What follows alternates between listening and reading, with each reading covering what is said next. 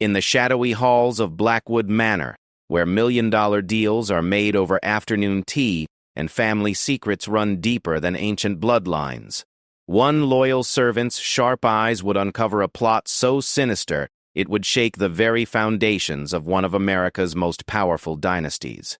What started as a routine evening service would become a race against time, where trust becomes a luxury no one can afford, and a single cup of tea holds the power to destroy everything the Blackwood family has built over 3 generations.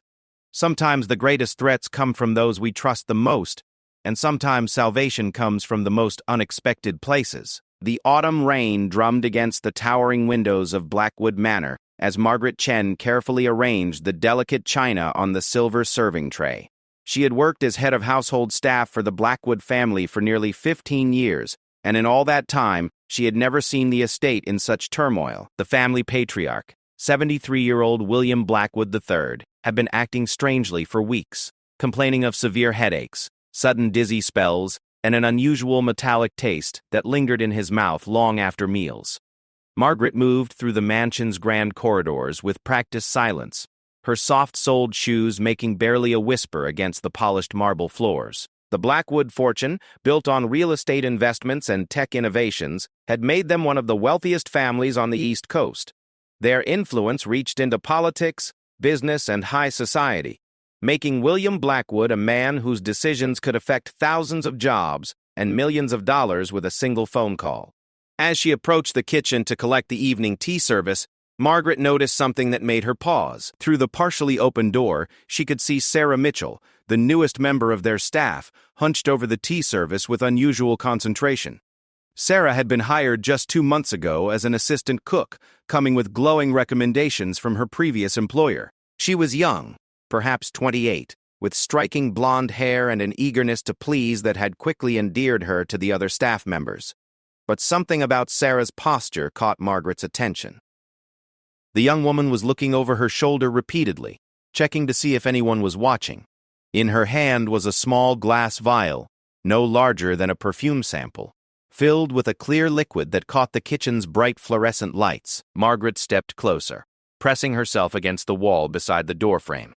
Her heart began to race as she watched Sarah carefully twist open the vial and hold it suspended over William's personal teacup, the one with the family crest that he insisted on using every evening. The cup sat there, innocent and waiting, completely unaware that it might be about to become an instrument of harm.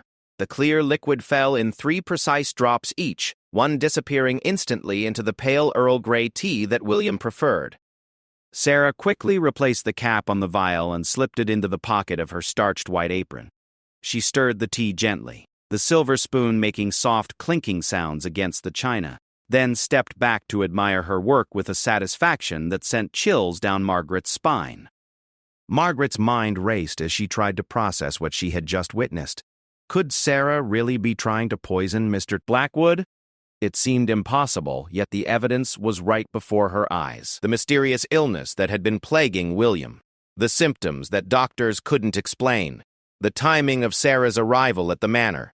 It all suddenly began to make a terrifying kind of sense. She needed to act quickly, but she also needed to be smart about it. If she was wrong about what she had seen, she could destroy an innocent woman's career and reputation. But if she was right, and she did nothing, William Blackwood might not survive the night. As Sarah began loading the tea service onto the serving cart, preparing to wheel it up to William's private study, Margaret made her decision. She stepped into the kitchen with forced casualness, her years of experience helping her maintain a calm exterior despite the turmoil inside. "Sarah, dear," Margaret said, her voice steady and warm, "Mrs. Blackwood asked me to bring the tea service up tonight. She wants to speak with her husband privately about some family matters. Why don't you finish cleaning up down here instead?" Sarah's face flickered with what might have been annoyance or disappointment, but she quickly covered it with a smile. "Of course, Margaret. I was just finishing up anyway." She stepped away from the cart, but her eyes lingered on the tray with its potentially deadly cargo. Margaret took control of the cart, her hands trembling slightly as she grasped the handle. "Thank you, dear. You've been such a help since you started here. Mr. and Mrs. Blackwood are very pleased with your work. I'm just happy to be part of the Blackwood family staff." Sarah replied. But there was something in her tone that Margaret couldn't quite identify, something that sounded less like gratitude and more like satisfaction. As Margaret wheeled the cart out of the kitchen, she could feel Sarah's eyes following her. The young woman stood perfectly still, watching until Margaret disappeared around the corner toward the main staircase. Only then did Margaret allow herself to breathe deeply, trying to calm her racing heart and figure out her next move. The cart's wheels whispered across the thick Persian rugs that lined the corridor leading to William's study. Family portraits gazed down from the walls, generations of Blackwoods who had built and maintained the family legacy. Margaret wondered what they would think of the current crisis threatening to destroy everything they had worked for. She needed proof before she could make any accusations. The vial in Sarah's pocket, the remaining tea in the pot, something that could be tested and analyzed. But she also needed to make sure that William didn't consume whatever had been added to his cup. As she reached the heavy oak door of William's study, Margaret knocked softly and waited for his gruff invitation to enter. The study was William's sanctuary, lined floor to ceiling with first-edition books and filled with the comfortable leather furniture that spoke of old money and established power. William himself sat behind his massive mahogany desk, his silver hair slightly disheveled from running his fingers through it, a habit he'd developed when dealing with stressful situations. "Ah, Margaret," he said, looking up from the documents spread across his desk. "Perfect timing. I could use some tea to clear my head. These contracts are giving me another headache." Margaret's stomach clenched as she began arranging the tea service on the small table beside his desk.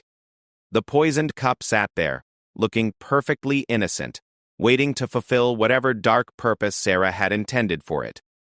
"Mr. Blackwood," Margaret said carefully, "I've been thinking about your recent health concerns. Perhaps we should have Dr. Harrison take another look at you. The headaches you've been experiencing seem to be getting worse." William waved a dismissive hand. "Nonsense, Margaret. I'm just under a lot of stress with the merger talks. A good night's sleep and some of your excellent tea service, and I'll be right as rain." He reached for the cup with the family crest, the very one that Sarah had doctored. Margaret's training told her to step back and allow him to serve himself, but every instinct screamed at her to intervene. "Actually, sir," she said quickly, "I noticed that cup has a small chip on the handle.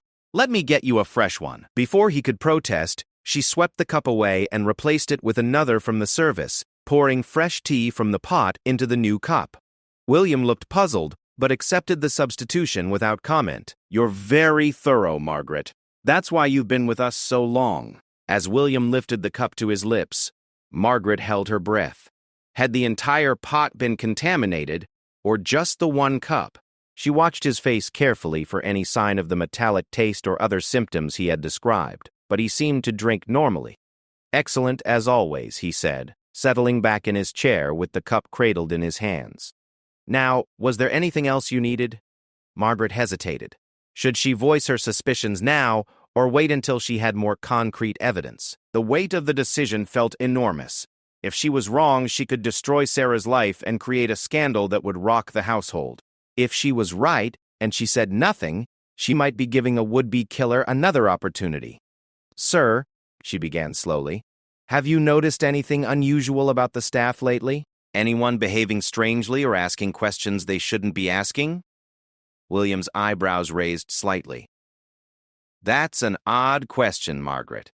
Why do you ask?" "Just a feeling I've been having. Sometimes when you've worked in a house as long as I have, you develop instincts about these things." William studied her face carefully. Despite his recent health issues, he was still sharp. Still the man who had built a business empire through careful attention to details and an ability to read people.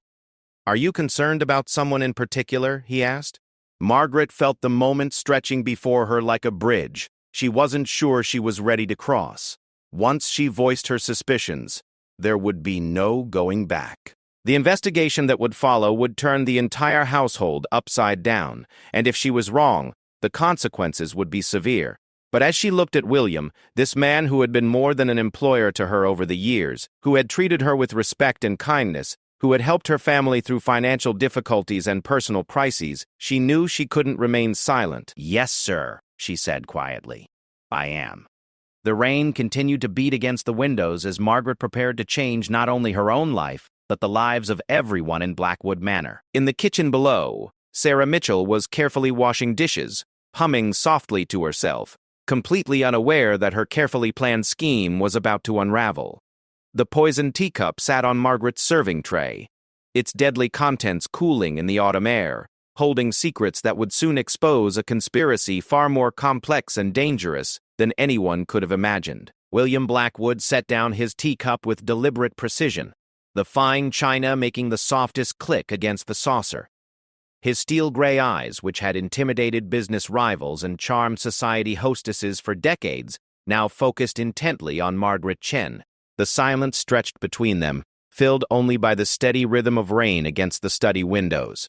"Tell me exactly what you've observed," William said, his voice carrying the authority that had commanded boardrooms and built empires. Margaret's hands clasped tightly in front of her starched apron. "It's Sarah Mitchell, sir, the new assistant cook. I saw her add something to your tea just now, a clear liquid from a small vial she kept hidden in her pocket."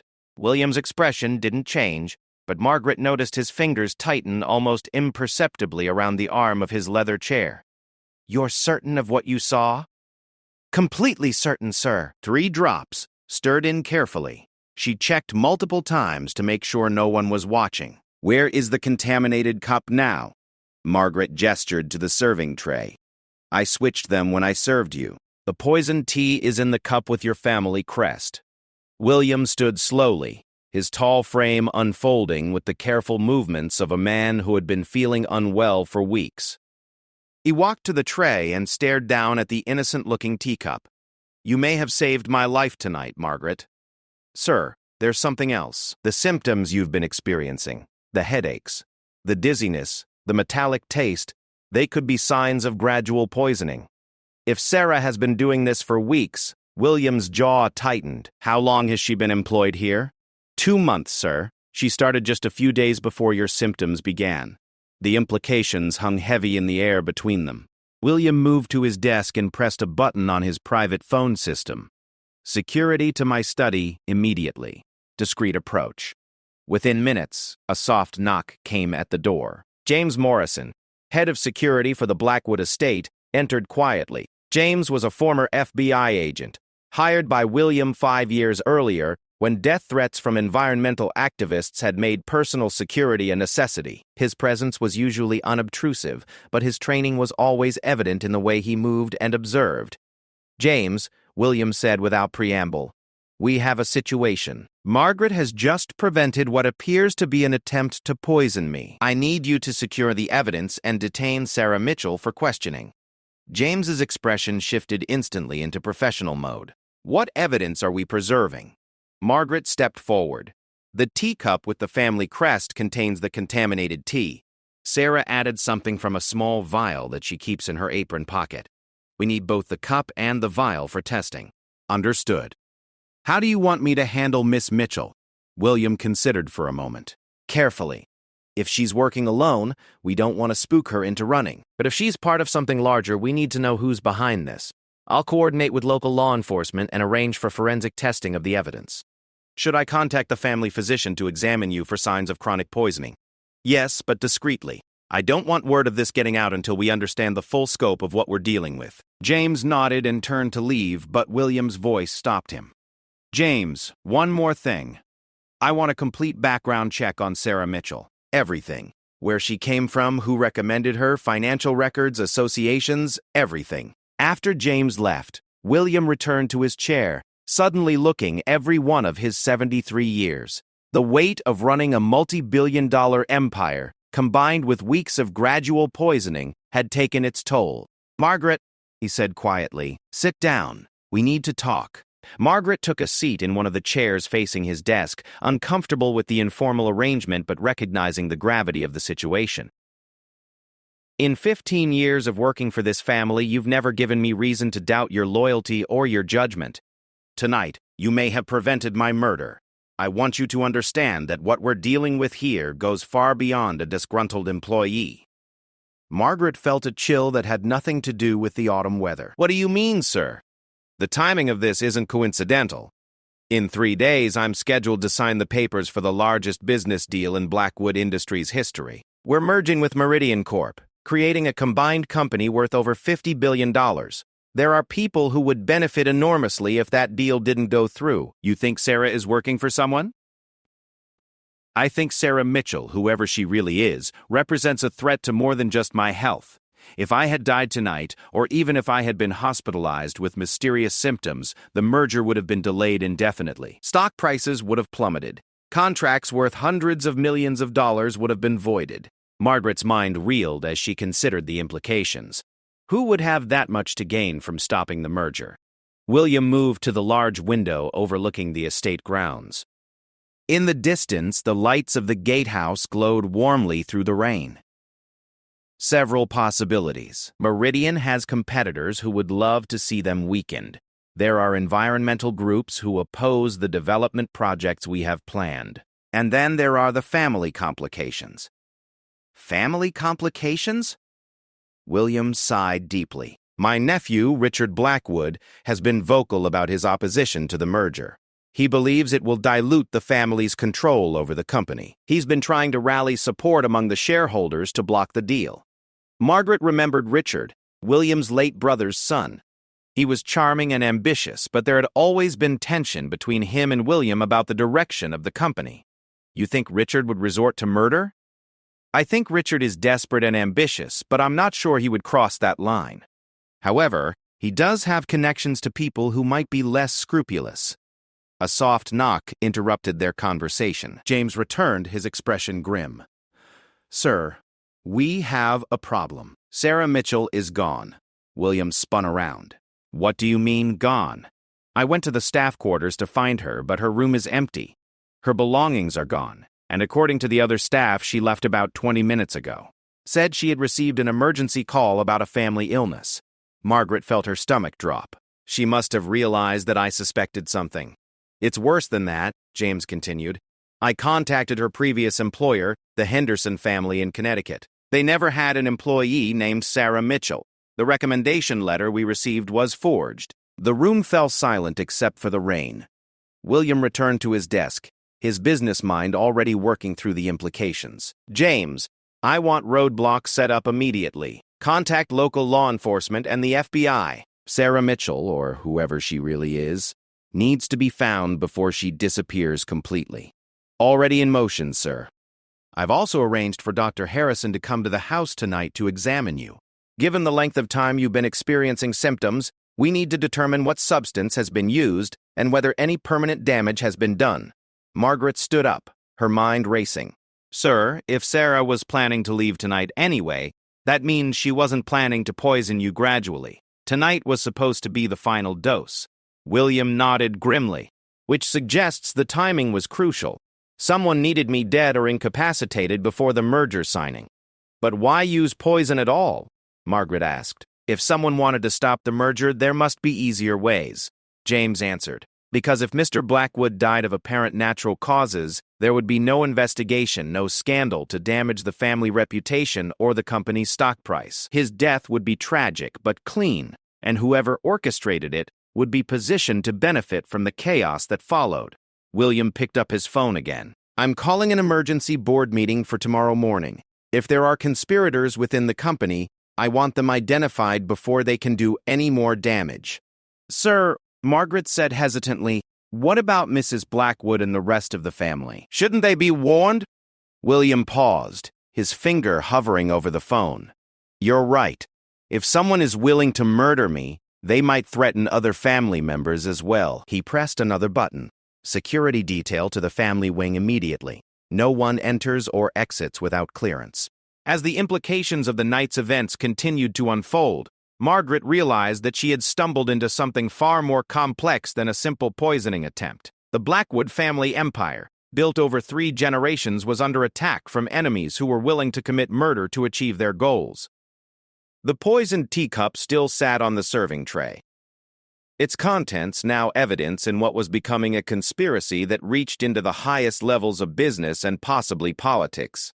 Margaret looked at the cup and wondered how many other attempts on William's life might have been dismissed as natural aging or stress-related illness. Outside, the rain continued to fall, and somewhere in the darkness, Sarah Mitchell was driving toward an uncertain destination, carrying secrets that could destroy one of America's most powerful families. The game was far from over, and Margaret Chen, loyal household staff member, was about to become a key player in a dangerous struggle for control of billions of dollars and the future of the Blackwood dynasty.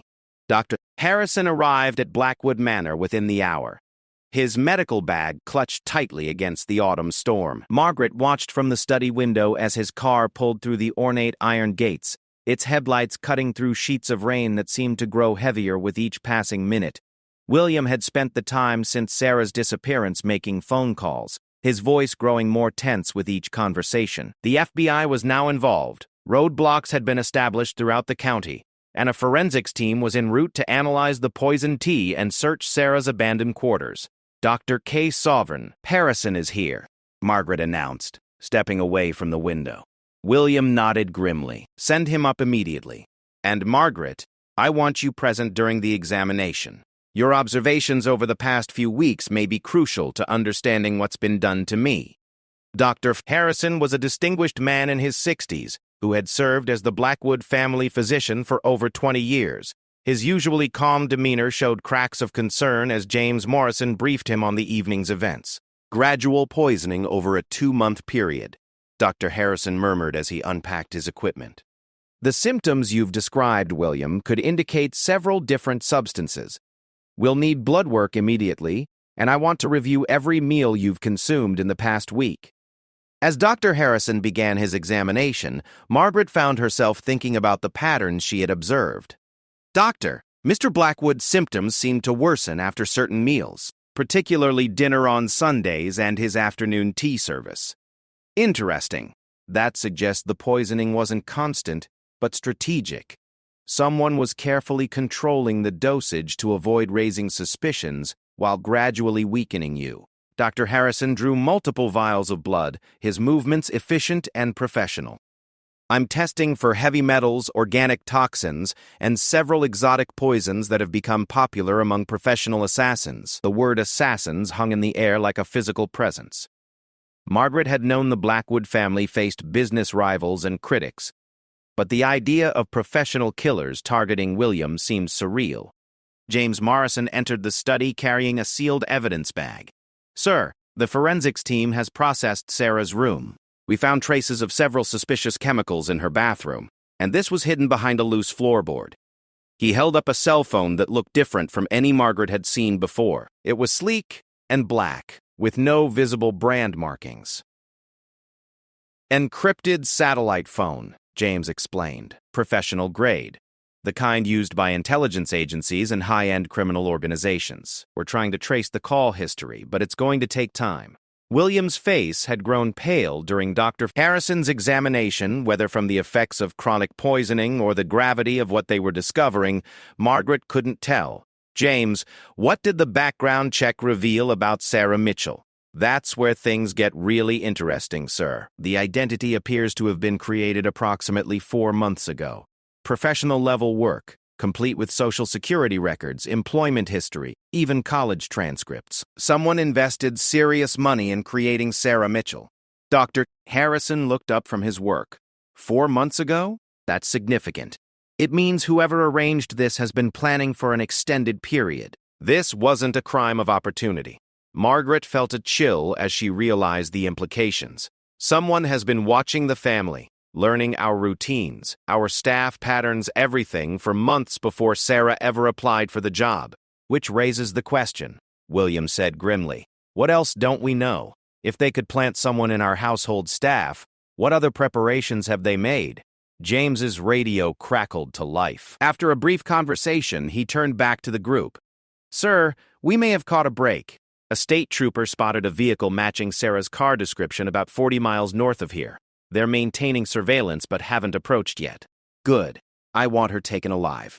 We need to know who she's working for and what the full scope of their plan is. Doctor, Harrison finished his examination and began packing his equipment. William, I'm going to be blunt with you. Based on your symptoms and the timeline Margaret has described, you've been systematically poisoned with what appears to be a sophisticated cocktail of substances designed to mimic natural aging and stress-related illness.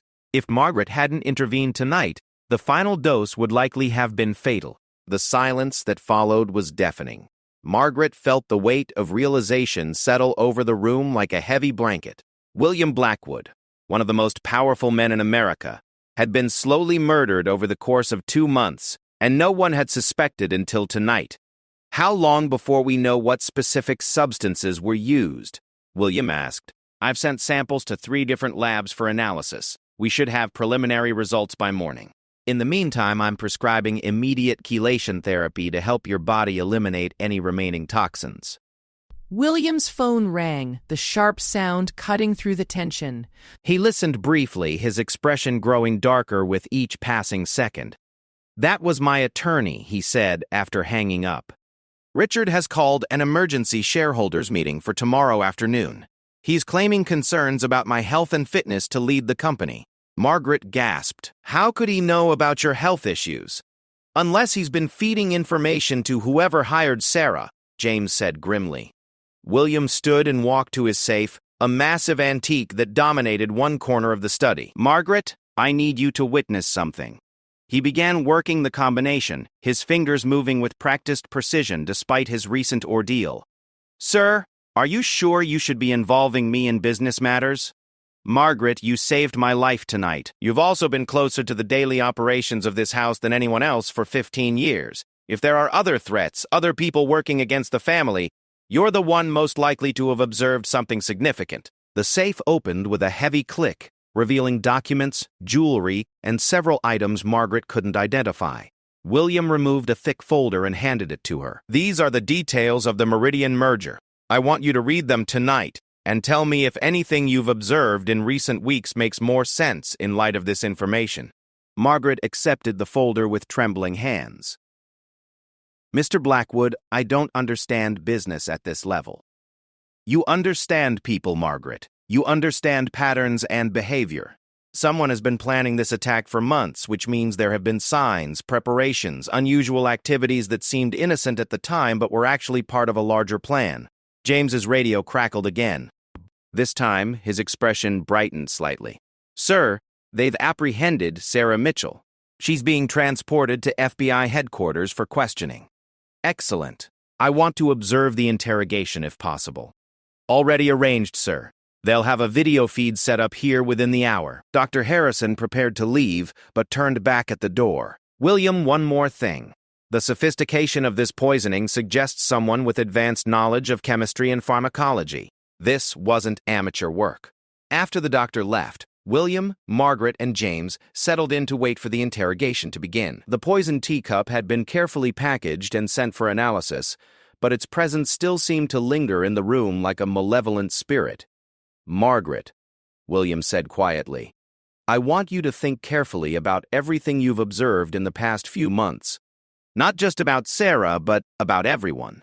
Phone calls that seemed unusual, visitors who didn't quite belong, staff members asking questions they shouldn't have been asking. Someone has been gathering intelligence about this family, and Sarah was just the final piece of their plan. Margaret nodded, her mind already racing through months of memories, searching for clues she might have dismissed as insignificant at the time. The merger documents felt heavy in her hands, weighted with secrets that someone had been willing to kill, to protect or expose. Outside, the storm showed no signs of abating. The wind howled around the manor's towers and turrets, a sound that seemed to echo the chaos that had been unleashed within its walls. Somewhere, in a federal interrogation room, Sarah Mitchell was about to reveal secrets that would determine the fate of one of America's most powerful families. The game of cat and mouse that had been playing out in the shadows for months was finally coming into the light, and Margaret Chen, who had started the evening as a loyal servant, was now a key witness in a conspiracy that reached far beyond anything she had ever imagined. The interrogation room appeared on the large monitor that James had set up in William's study, showing a stark contrast to the luxurious surroundings of Blackwood Manor. Sarah Mitchell, or whoever she really was, sat handcuffed to a metal table, her blonde hair disheveled and her confident demeanor completely transformed into something harder and more calculating. Margaret watched in fascination as the woman she had known as a friendly, eager-to-please assistant cook revealed herself to be someone entirely different. Gone was the slight accent Sarah had claimed was from her childhood in rural Connecticut. Instead, She spoke with the precise diction of someone who had been trained to assume multiple identities. FBI Special Agent Rebecca Torres entered the interrogation room, carrying a thick file that she placed deliberately on the table. Agent Torres was a woman in her 40s with sharp eyes and a no-nonsense attitude that commanded immediate attention. "Let's start with your real name," Agent Torres said, settling into the chair across from Sarah. "Sarah Mitchell," came the reply, but the tone was different now, colder and more professional. "Sarah Mitchell died in a car accident in Oregon 3 years ago. She was 19 years old and had never been east of the Mississippi River." "Try again." For the first time, Sarah's mask slipped slightly. Margaret could see surprise flicker across her face before the professional composure returned. "I want a lawyer."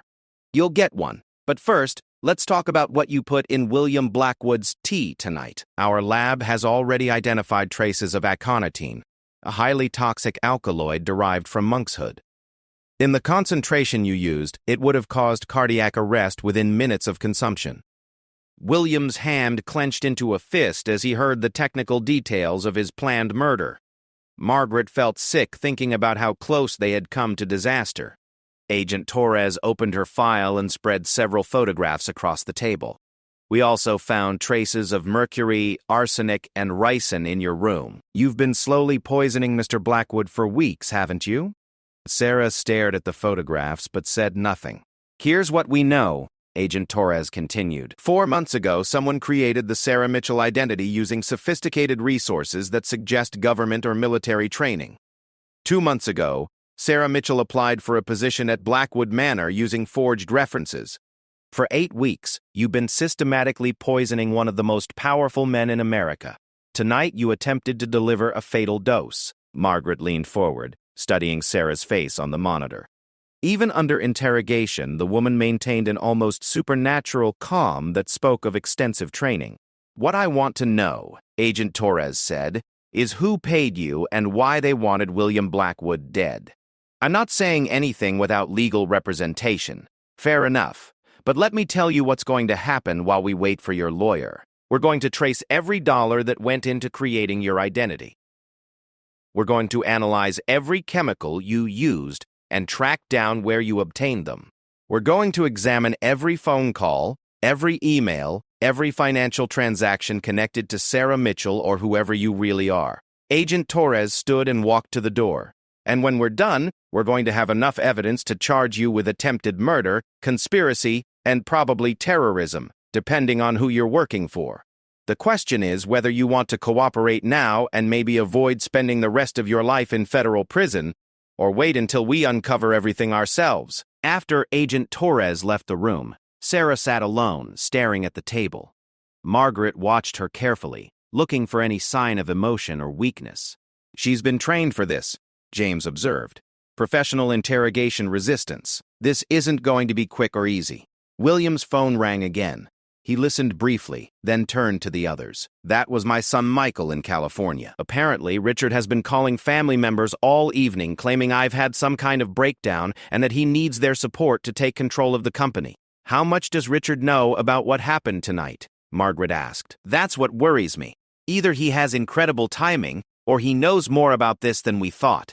James pulled out his phone. "I'm having Richard brought in for questioning. If he's involved in this conspiracy, we need to know now."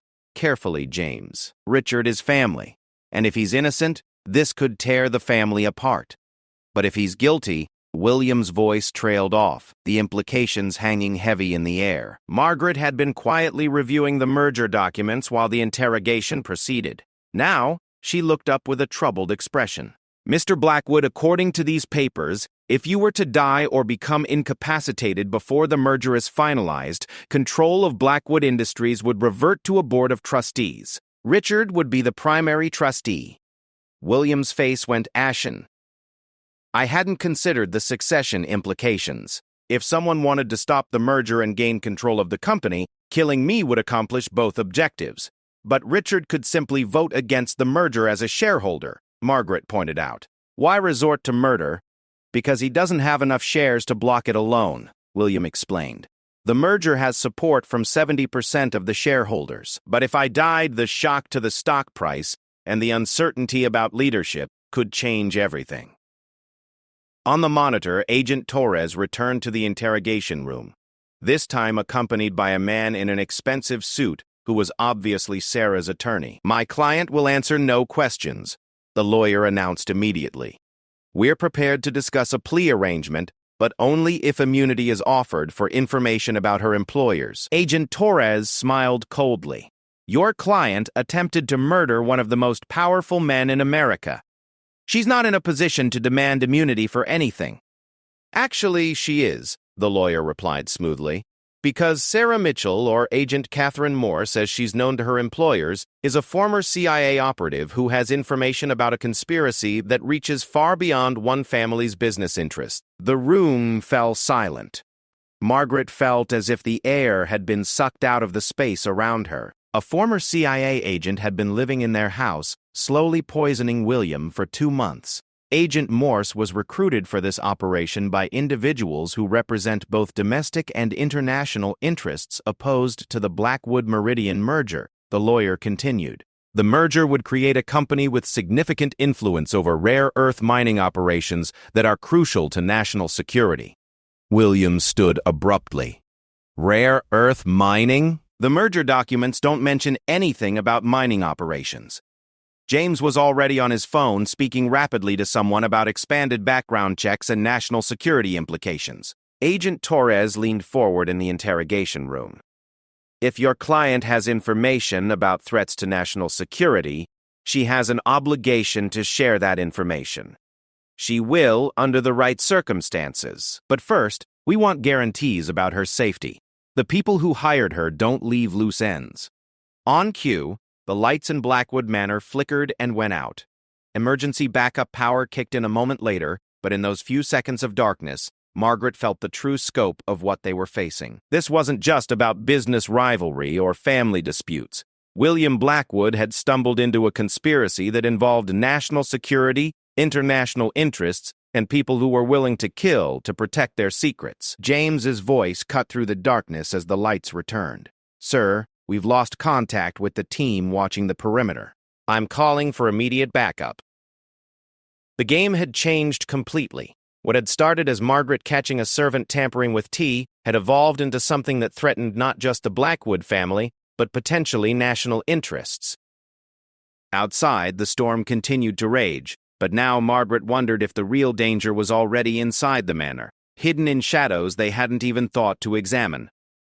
The backup generators hummed steadily as Blackwood Manor transformed into a fortress under siege. Margaret found herself in the center of a crisis that had escalated far beyond anything she could have imagined when she first spotted Sarah tampering with the tea service just hours earlier. James Morrison, coordinated with federal agents who had surrounded the estate, their black vehicles creating an imposing perimeter in the storm. The power outage had lasted only moments, but it served as a clear message that whoever was behind the conspiracy had resources and capabilities that extended far beyond one rogue operative. "Sir," James reported, "the FBI has confirmed that Agent Catherine Morse's story checks out. She was recruited by a private military contractor called Meridian Securities, which, despite the similar name, has no connection to the Meridian Corporation you're merging with." William sat heavily in his chair, the weight of the evening's revelations taking their toll. Someone chose that name deliberately to confuse any investigation. On the monitor, Agent Torres was pressing Catherine Morse for details about her employers. The former CIA operative had shed her Sarah Mitchell persona completely, revealing a woman hardened by years of covert operations. "Meridian Securities approached me 6 months ago," Catherine was saying. "They claimed to represent clients who believed the Blackwood Meridian merger would create a monopoly that threatened national economic interests. What were your specific instructions?" Phase 1 was intelligence gathering. Learn the family routines, identify security weaknesses, establish myself as a trusted member of the household staff. Phase 2 was gradual, incapacitation of the target through untraceable poisoning, designed to look like natural decline due to stress and age. Margaret shuddered as she realized how meticulously her every movement had been observed and analyzed. Catherine had been studying them all, learning their patterns, finding ways to exploit their trust.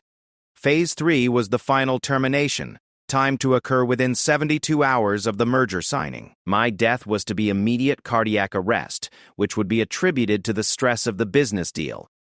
Agent Torres leaned forward. Who gave you these orders? I dealt primarily with a handler known only as Phoenix.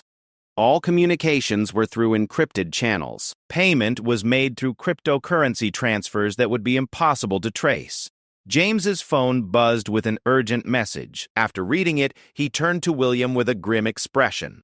Sir, we've identified the source of the power outage. Someone cut the main electrical lines about a mile from the house. But that's not the worst news. What else? Richard Blackwood is missing. The agents sent to bring him in for questioning found his apartment empty. His neighbors say they saw him leaving with two men in dark suits about an hour ago. The implication hit Margaret like a physical blow. If Richard was involved with the people behind Catherine Morse, his disappearance could mean he was either fleeing or had been silenced. William's face had gone pale. Richard may be ambitious and misguided, but he's still family. If these people have taken him— Sir, Margaret interrupted, what if Richard isn't a victim? What if he's been working with them all along? The possibility hung in the air like a toxic cloud. William's own nephew plotting his death for control of the family empire. On the monitor, Catherine Morse continued her revelations. The operation was larger than just eliminating William Blackwood. Phoenix mentioned other targets, other operations running simultaneously. This was part of something they called Project Cornerstone. Agent Torres made notes rapidly. What was the ultimate goal of Project Cornerstone? To prevent the merger and destabilize several major corporations through targeted elimination of key executives. The goal was to create market chaos that certain parties could exploit for massive financial gain. Margaret felt sick as the scope of the conspiracy became clear. They weren't just dealing with business rivals or family disputes. This was economic warfare being conducted through assassination.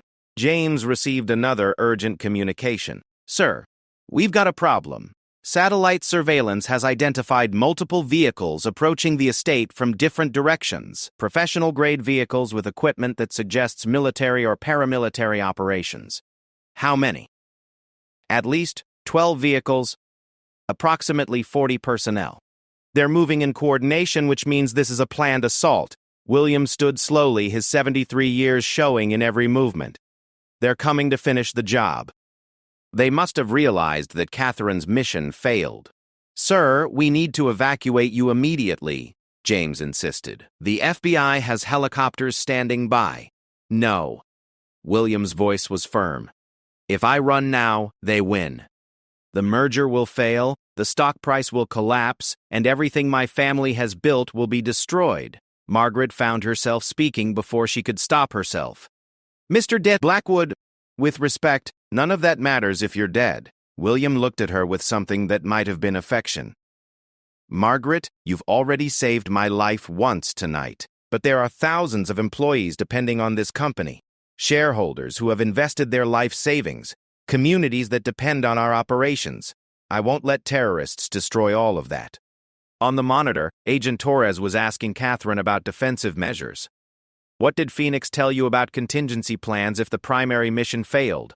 That there would be no witnesses left to testify about what had happened. Meridian Securities doesn't leave loose ends. The lights flickered again, more ominously this time. Through the study windows, Margaret could see muzzle flashes in the distance as the advancing mercenaries encountered the FBI perimeter.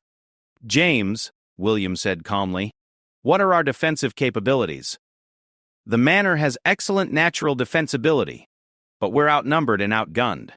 Our best hope is to hold out until federal reinforcements arrive. How long? 20 minutes, maybe 30.